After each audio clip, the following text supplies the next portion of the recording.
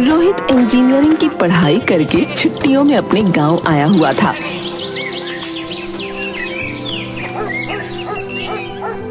अब तेरा कॉलेज तो हो गया भाई, अब अच्छी सी नौकरी ढूंढ ले, जिंदगी अच्छे से बीतेगी। क्या पापा, अभी अब नौकरी करने का जमाना गया, मैं तो बिजनेस करूंगा, बिजनेस। क्या आप भी कम से कम उसे खाना तो खा लेने दीजिए। चला जा बेटा, खाना खा ले, और आप भी खा लीजिए। सभी खाना खाकर सो जाते हैं। अगले दिन, अरे बेटा, तेरे कमरे में जो कबाड़ है वो इकट्ठा करके कबाड़ी वाले को दे देना। ठीक है।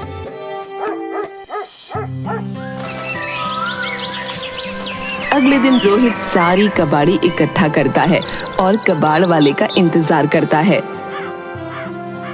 माँ, मैंने सारा कबाड़ इकट्ठा कर दिया है, पर आज दिन भर हो गया, कोई कबाड़ी वाला नहीं आया। हाँ बेटा, ऐसा ही हाल है यहाँ। कभी कभी तो महीनों हो जाते हैं लेकिन कोई कबाड़ी वाला नहीं आता। अब देख, जब आ जाए तब दे देना। रोहित एक हफ्ते तक कबाड़ वाले का इंतजार करता है। कितने दिन से कबाड़ी वाले का इंतजार कर रहा हूँ, लेकिन एक भी कबाड़ी वाला नहीं आया। फिर वो अपना फोन चलाने लग जाता है। अरे बेटा, मैंने सुना है कि आजकल सभी चीजें ऑनलाइन मिल जाती हैं। अच्छा जरा सुनना, मेरे लिए एक साड़ी मंगवा दे ऑनलाइन। तेरे पापा को तो बोल बोल कर थक गई, पर ला कर ही नहीं देते, कंजूस कहीं के। आजकल सभी चीजें ऑनलाइन मिल जाती हैं, बस एक कबाड़ ही नहीं बिकता ऑनलाइन। तभी बाहर से जयराम की आवाज आती है। अरे ओ रोहित की माँ, जरा पानी तो ला दो। अरे आ रही हूँ, और बाहर चली जाती है। सही तो है, आजकल सभी चीजें ऑनलाइन मिल रही हैं, लेकिन बस कबाड़ ही नहीं बिकता। क्यों ना मैं एक ऐसी ऐप बनाऊं जो घर घर जाकर कबाड़ उठा सके। कुछ दिनों बाद रोहित रघु से मिलता है। अरे भाई, कहाँ ईद का चांद हो रखा था? इतने दिन से ना कोई फोन ना मैसेज। अरे भाई, खजाना मिल गया, खजाना। क्या? फिर रोहित रघु को अपना आइडिया बताता है। अब कबाड़ को रिसाइकल करके हम अपना बिजनेस शुरू करेंगे। और हाँ, तुझे एक वेबसाइट बनानी है जिससे लोग हमें फोन लगाकर कबाड़ बेच सकें। हाँ, पर पहले हमें लोगों के घर जाकर कबाड़ इकट्ठा करना पड़ेगा। कुछ दिन बाद। अरे रोहित, देख, जो तूने वेबसाइट बनाने के लिए बोला था ना, वो मैंने बना ली है। और ये देख, हमारी वेबसाइट को बहुत लोगों ने देखा भी है, कुछ ने बहुत पॉजिटिव रिस्पांस भी दिया है। और देख, कितनों ने तो अभी से ऑनलाइन कबाड़ बेचना भी शुरू कर दिया है। अब बस हमें वहाँ चलना है और उनके घर से कबाड़ उठाना है। फिर रघु और रोहित दोनों कबाड़ इकट्ठा करने के लिए घर घर जाते हैं। भैया, कोने में रद्दी पड़ी है, उठाने के बाद में वहाँ पर झाड़ू भी लगा देना। रघु को बहुत बुरा लगता है, पर वो फिर भी वहाँ से कबाड़ उठाकर अपने साथ ले आता है। रोहित दूसरे घर जाकर, अच्छा भाई, ये तो बहुत अच्छा किया आपने, अब मुझे कबाड़ी वाले का इंतजार नहीं करना पड़ेगा, ये सारा कबाड़ यहाँ से ले जाओ। रोहित कबाड़ उठाने लगता है और उसे कबाड़ में एक कंप्यूटर मिलता है। अरे भैया, ये कंप्यूटर ये भी कबाड़ में देना है क्या? हाँ ले जाओ, ये अब किसी काम का नहीं है। बताओ कितने में लोगे? अरे वाह, 25,000 का कंप्यूटर कबाड़ में मिल रहा है, इसके तो मुझे पूरे पैसे मिल जाएंगे। भाई 5,000 में ले लूंगा। अरे वाह, इतना बेवकूफ कबाड़ी वाला तो मैंने आज तक नहीं देखा। इस कबाड़ कंप्यूटर के मुझे पूरे 5,000 दे रहा है। अरे हाँ हाँ भाई, ले जाओ ले जाओ। शाम को रघु और रोहित दोनों इकट्ठा होते हैं। भाई, आज तो बहुत सारा कबाड़ इकट्ठा हो गया, मुझे भी आज बहुत फायदा हो गया। 25,000 रुपए का कंप्यूटर सिर्फ 5,000 में मिल गया। वाह भाई, बहुत अच्छा किया। चल, अब चलकर किसी बड़े कबाड़ी वाले के पास चलकर इसे बेच देते हैं।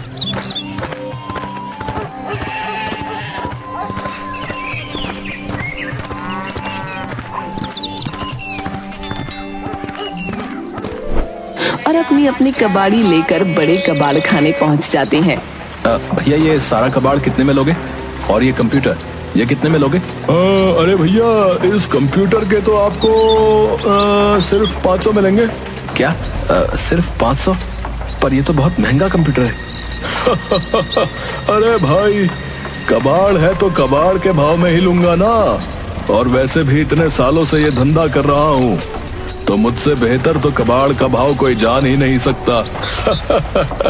मजबूर होकर रोहित और रघु को कंप्यूटर को 500 रुपए में ही बेचना पड़ता है। ठीक है भैया, ले लो।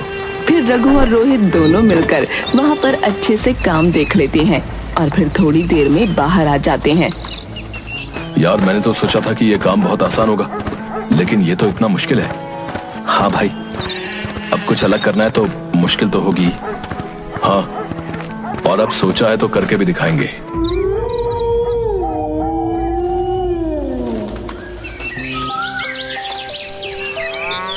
कुछ दिनों तक रोहित और रघु अपनी ऑनलाइन वेबसाइट के जरिए घर घर जाकर खुद ही कबाड़ इकट्ठा करते थे। एक दिन रोहित। हाँ पापा आया। अच्छा सुन बेटा, ये सामान की लिस्ट है, जाकर बाहर से ले आ। रोहित बाहर सामान लेने के लिए चला जाता है और फोन घर पर ही भूल जाता है। कुछ देर बाद रोहित के फोन पर रघु का फोन आता है। अरे फोन तो यहीं पर भूल गया। और जयराम रोहित का फोन उठा लेता है। फोन की दूसरी तरफ से रघु की आवाज आती है। अरे भाई, आज तो श्यामनगर से फोन आया था, बहुत सारा कबाड़ मिलेगा। थोड़ी देर बाद रोहित सामान लेकर घर पहुंचता है। क्या हुआ पापा, आप इतने गुस्से में क्यों लग रहे हैं? इसी दिन के लिए हमने तुझे पढ़ाया था, हैं? कि तू लोगों के घर जा जाकर कबाड़ इकट्ठा करे। खबरदार, अगर तूने ऐसा कुछ भी किया तो कोई अच्छी सी नौकरी ढूंढ और काम पर जा। कोई जरूरत नहीं है कबाड़ उठाने की, समझा? पापा मुझे एक बार काम तो शुरू करने दीजिए, और वैसे भी इसमें बहुत फायदा है। फायदा कुछ नहीं, बस तू ये काम नहीं करेगा तो नहीं करेगा।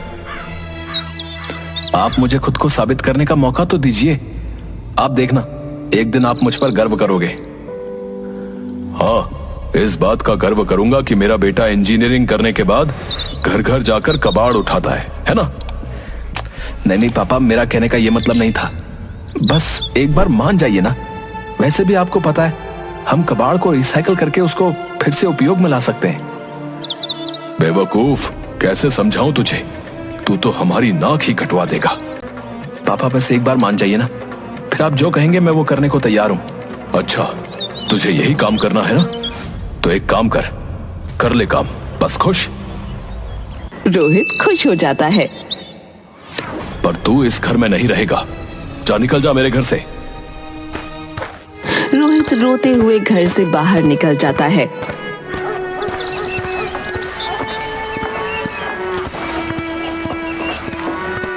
थोड़ी देर बाद रोहित रघु के पास जाता है। अरे भाई, क्या हुआ? तू इतना उदास क्यों लग रहा है? रोहित रघु को सारी बातें बताता है। भाई एक काम कर, तू जा और जाकर अपने पापा से माफी मांग ले और छोड़ दे इस काम को। नहीं भाई, अब मैंने ठान लिया तो ठान लिया, और तू देखना, एक दिन पापा मुझ पर गर्व करेंगे। रघु रोहित के कंधे पर हाथ रखता है और दोनों अपने काम पर निकल जाते हैं।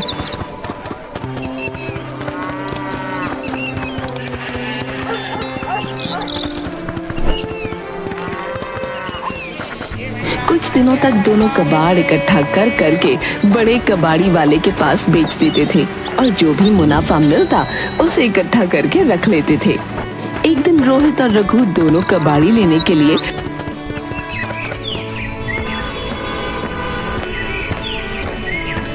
एक घर में जाते हैं। रघु फोन में एड्रेस देखकर घर की डोरबेल बजाता है। यार, एड्रेस तो यहीं का था, पर ये दरवाजा खोलने में इतनी देर क्यों लगा रहे हैं? तभी दरवाजा खुलता है और अंदर से एक 70 साल का बूढ़ा आदमी बाहर निकलता है। क्या है? कौन हो तुम दोनों? तभी अंदर से एक जवान आदमी बाहर निकलता है। अरे पापा, मैंने ही इन्हें बुलाया था। ये लोग ऑनलाइन कबाड़ का बिजनेस करते हैं और आपको पता है, इन दोनों ने अच्छी खासी पढ़ाई भी की हुई है। कौन सी डिग्री ली हुई है तुम दोनों ने? वो सर, हमारे पास इंजीनियरिंग की डिग्री है। क्या इंजीनियरिंग की हुई है और कबाड़ का धंधा करते हो? तुम्हें तो कोई भी अच्छी नौकरी दे देता बेटा। फिर वो बूढ़ा आदमी अपने दोनों बेटों पोतों को बुलाता है। ये देखो, ये मेरे दोनों पोते। इसे मैं डॉक्टर बनाना चाहता हूँ और इसे इंजीनियर बनाना चाहता था, पर अब तुम दोनों को देखकर मुझे पता चल गया है कि इंजीनियरिंग करके इसका आगे क्या हाल होने वाला है। इसीलिए अब इससे इंजीनियरिंग तो नहीं करवाऊंगा। रोहित और रघु उदास मन से एक दूसरे की तरफ देखते हैं और चुपचाप कबाड़ लेकर वहां से निकल जाते हैं। यार रोहित, हमारे देश में कबाड़ी वाले की कोई कदर ही नहीं करता यार। हाँ, बात तो तू सही कह रहा है, पर तू देखना, एक दिन हम सबको दिखा देंगे कि कबाड़ी वाला होना कोई बुरी बात नहीं है। थोड़े दिन बाद अब मैं क्या सोच रहा था कि ये जो पैसे बचे हैं उनकी हम कुछ मशीनें खरीद लेते हैं जिससे हम कबाड़ को रिसाइकिल कर सकें।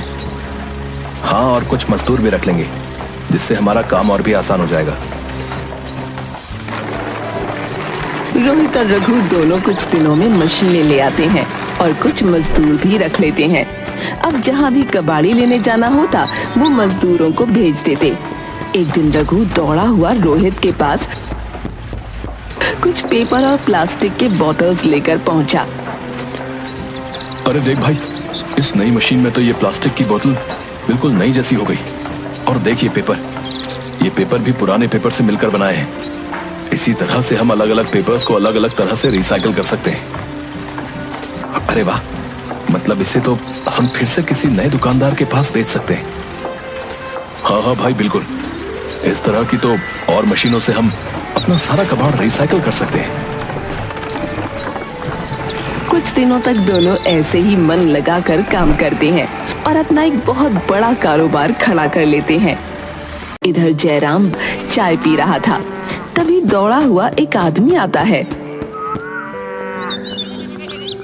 अरे काका, अरे तुमने आज का पेपर देखा कि नहीं? अरे इसमें अपने रोहित भैया का फोटो छपा है।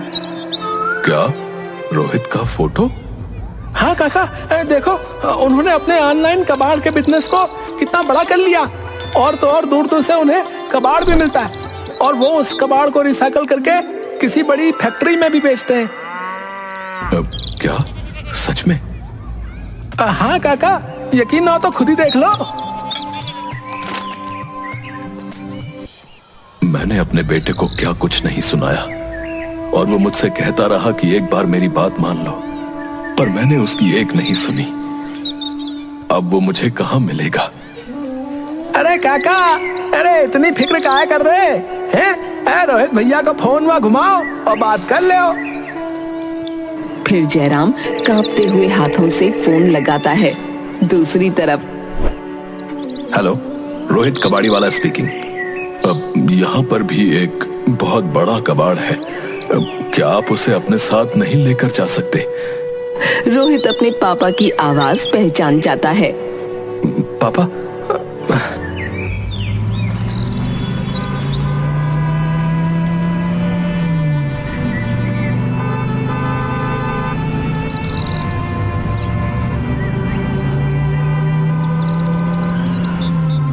कुछ ही देर में रोहित अपने घर पहुंच जाता है। जयराम खड़ा होकर रोहित को गले से लगा लेता है। बाप की बात का इतना बुरा लग गया कि इतने समय से घर ही नहीं आया। नहीं पापा, आपकी बात का कैसे बुरा मान सकता हूँ? आप ही की वजह से मैं आज यहाँ तक पहुँच पाया हूँ। बस ये सोचकर नहीं आया कि जब तक अपने पैर पर खड़ा ना हो जाऊं तब तक आपको शक्ल भी नहीं दिखाऊंगा।